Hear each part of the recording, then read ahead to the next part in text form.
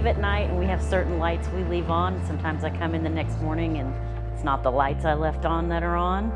And I used to call our other person, I'm like, hey, did you go in the house this morning or did you go over here? Because all the lights are different. They're like, no, it wasn't me. So I figure we'll just turn on what I think should be left on. If they want something else, they'll switch it up at night.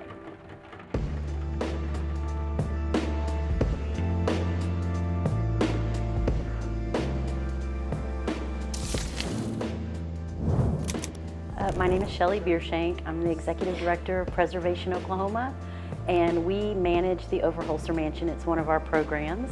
So I started here as the museum director for the Overholser and giving the tours and taking care of it, and then now I'm the executive director, so we just kind of oversee the property and take care of it.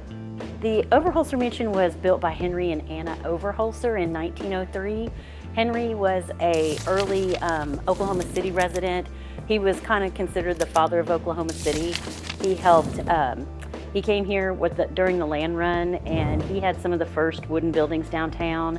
He continued to have like this opera house, a theater, a luxury hotel, and they were all down around, it's Sheridan now, but it used to be called Grand. So where the Myriad's being torn down now and where the Devon Tower are, that's where he had his properties at first. So he helped with the state capitol fight, and he also helped with our state fair. So he was, you know, a really early founder of the city, and this was the first mansion in Oklahoma City, and they built it together, and both of them lived here until they passed away, and then their daughter continued maintaining it, and then later it became part of the Historical Society. There are a lot of paranormal activities. Even as far back as when their daughter lived here with her husband, they had paranormal activities going on. So he said that they would leave for the evening and leave all the lights above all the artwork on and turn the main room lights off, but when they came home it would be opposite. The art light would be off and the main lights were on, so there's always been things like that. Different people have lived here, you know, periodically on and off.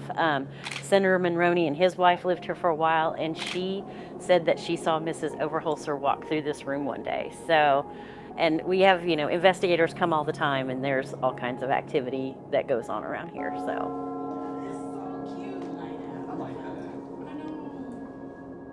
My husband was here one night helping me change some light bulbs and do things like that, and there was a man's voice over there that said, "How can I help you?"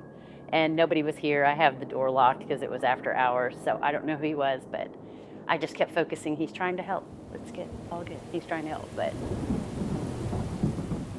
This is the first mansion that was in Oklahoma City, and it was so far out in the country, it was kind of the social hub for the town in the early 1900s. Mrs. Overholser was the society queen, so if there was a party, this is the house you wanted to be in for sure.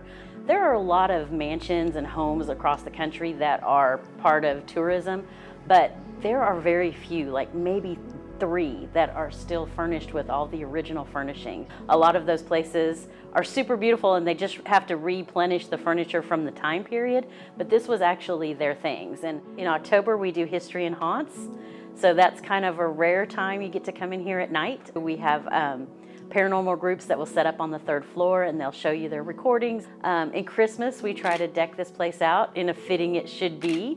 And so we'll have Christmas tours coming and sometimes different events for that. And then we do weddings and parties and all kinds of things here. So Mrs. Overholser had it. It was like the society party place. I think she would be really happy that it still is. These buildings, they take a lot of maintenance and a lot of upkeep to keep them. We have a grant coming. The Historical Society has a grant coming, so we have a new roof coming. Of course, anybody that wants to donate to that effort can do so, but yeah, just making sure people still know it and come to it so that it stays going and stays active, you know. I think what I appreciate the most is just the level of detail that's in here that we don't put in houses anymore. And, you know, I spent the first few months I was here, you know, just walking around and dusting and cleaning, and you find something new all the time. But yeah, it just kind of grows on you. So if you're here very long, you start to love it and get really protective of it pretty quickly.